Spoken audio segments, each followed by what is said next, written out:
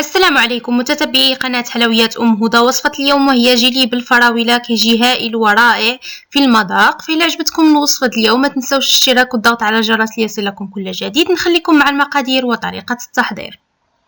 بسم الله. نبداو على بركة الله. كنحتاجو 500 ملل من الماء، ملعقة كبيرة ممتلئة من النشا أو المايزينا، 4 ملاعق كبار من السكر الخشن أو سكر حبيبات، عندي القليل من الفراولة مقطع مربعات صغيرة، عندي هنا فلان 2 العلب ديال الفريز. اللي ما متوفرش على فلان د الفريز يدير جيلي الفراولة. نبداو على بركة الله. كناخد كاسرول وكنوضع فيه السكر الخشن او السكر حبيبات، والحلاوه كتبقى حسب الذوق.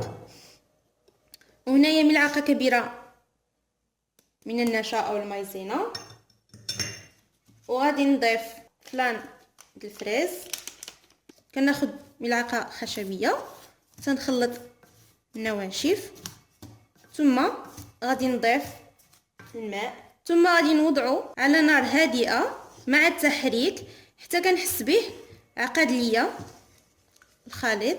وهنايا من بعد ما غلى لي الخليط ديالي وعقد لي، فانا في هذه اللحظه كنخليه واحد شويه على ما كنوضع الفريز في الكؤوس.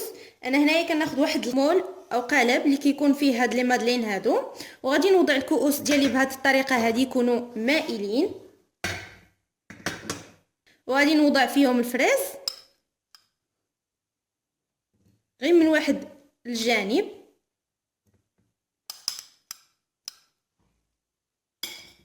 انا هنايا من بعد ما وضعت الفراوله في الفريز، ولكن يكون في الجانب فقط. وهنا غادي نفرغ الخليط اللي سبق لي حضرته. كناخذ الكاس وكنفرغ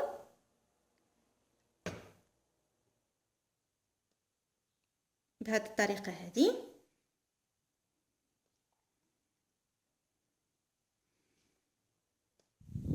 فهنايا بعد ما خويت الخليط ديال الفراوله في الكؤوس غادي نخليه يبرد لي في الثلاجه تماما او المبرد، ثم غادي نمروا للطبقه الثانيه.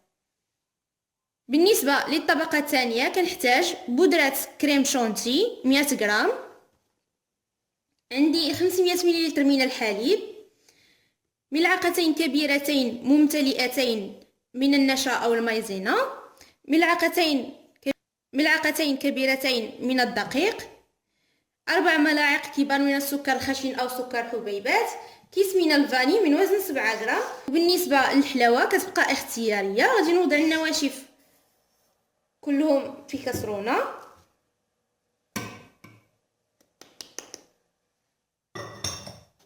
غادي نوضع الدقيق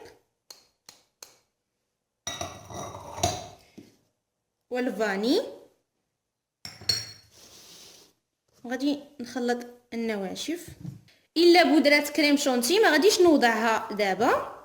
وهنايا غادي نوضع الخليط فوق النار حتى كيعقد لي جيدا مع التحريك، وتقلو على النار، ما تخليوهاش مجهده باش ما كيتحرقش ليكم دغيا ما سبق لي قلت لكم، مع التحريك المستمر.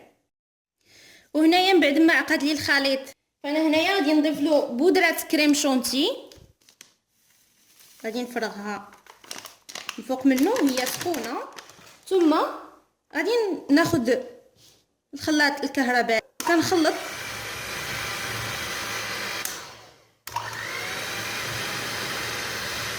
وهنايا من بعد ما طربت العناصر جيدا، هذا هو القوام ديال الخليط ديالي. غادي نفرغو في الكؤوس، وهنايا كناخذ الكؤوس ديالي وكنملئهم بهذا الخليط الثاني او الطبقه الثانيه.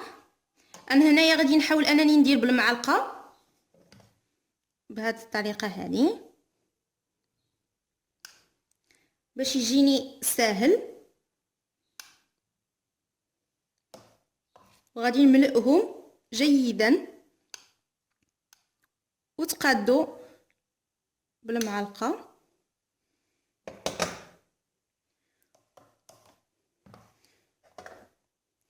كناخذ الكاس وكنملئو.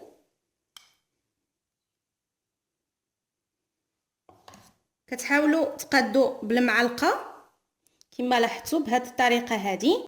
كنملئو جيدا وكنعاود من الفوق بالملعقه، ثم غادي نوضعهم هنايا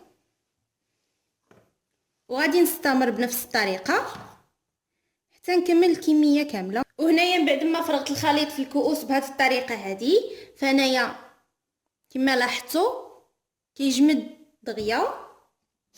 وكما قلت لكم تخويو الخليط الثاني او الطبقه الثانيه بسرعه باش ما يجمدش لكم في الكاسرونه. وهنا كتزيين عندي الفراوله، وهنا كناخذ حبه من الفراوله وكنفلحها بهذه الطريقه هذه شرائح رقيقه جدا، ثم غادي نوضعها في الكاس. والتزيين كيبقى اختياري. وهذا هو الشكل النهائي نتاع جيلي بالفراوله، كيجي رائع وسهل التحضير او ديسير سهل التحضير.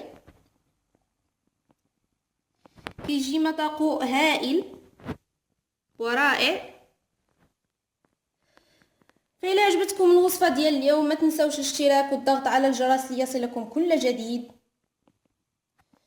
والسلام عليكم.